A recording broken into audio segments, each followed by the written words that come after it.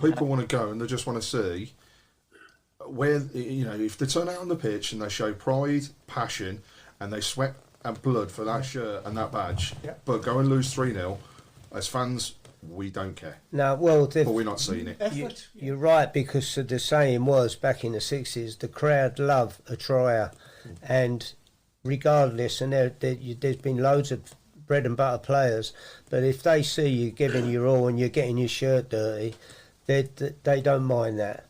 And okay, it's a little bit more difficult now. You've got to be careful. You can't tackle anybody. I mean, it should be called handball anyway, not football, because they use their arms more than their feet, don't they? You know, they get more work with their hands than they do with their feet. It's only the keeper that uses his feet now. Dean Madams has posed a question: which is the fiercest derby, Tony? The Birmingham derby or the Spurs Arsenal one? Well, without that, Blues and Villa, because He said it again. I said it again. I'm on an hat trick. You're on a yellow card.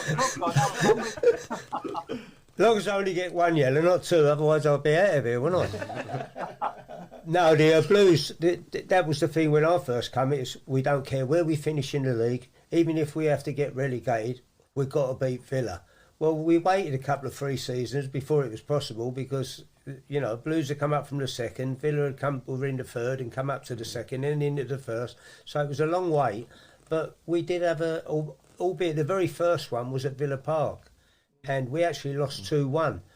And a father-in-law of mine, who's passed away long since now, bless, but he came and he was a rank Arsenal supporter, and he said, I have never seen an atmosphere like that. That was at Villa Park. Then we played the return game a bit later in the season was at Blues. It was electrifying, and we actually won that game. And then we were not lucky enough. We were fortunate enough to win the double the next 2 years. So that first one, Tony, was it 3-1? 2-1. 2-1. The first one. Was that the time when they had the Tilton Road and they had all like pink and blue little balloons and all? Oh that was the home game. That was the second game.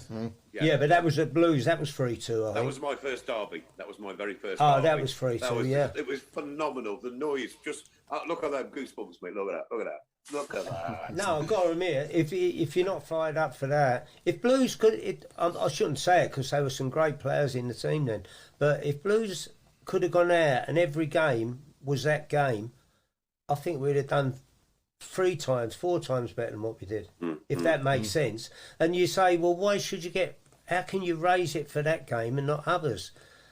But there was an adrenaline rush when you played that game.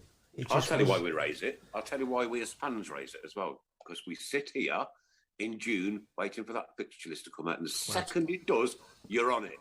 When are we playing them at home and when are we playing them away? Book my holidays. Get them. Them days are off.